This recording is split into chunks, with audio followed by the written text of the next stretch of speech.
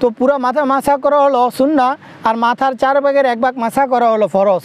তো আমরা এখন দেখিয়ে দিব যে পুরো মাথাটা আমরা কিভাবে মাসা করব।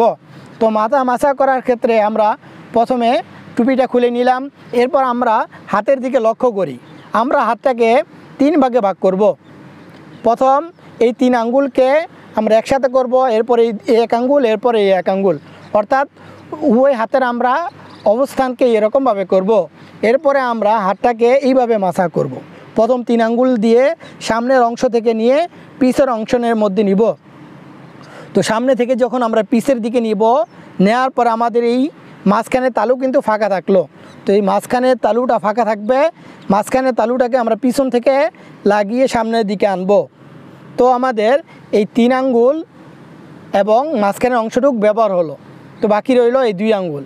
তো আমরা এই 2 আঙ্গুলকে যখন এইভাবে নিলাম এবং পিছন থেকে এই সামনের দিকে আনলাম, তো এই আঙ্গুলটাকে আমরা পরে কানের ভিতরে ঢুকাবো।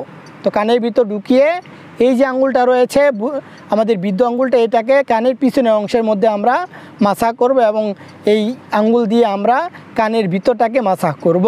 তো কানের ভিতরটাকে মাসাজ করে আমরা বৃদ্ধ আঙ্গুল দিয়ে কানের পিছনের অংশটাকে মাসাজ করে দিলাম। এখন বাকি রইল আমাদের হাতের এই পিছনের অংশ, 2 হাতের পিছনের অংশ দিয়ে আমরা গর্দানটাকে মাসাজ করলাম। তো আবার পূর্ণভাবে আপনাদেরকে দেখিয়ে দিচ্ছি মাথা মাসাজটা কিভাবে আমাদেরকে করতে হবে।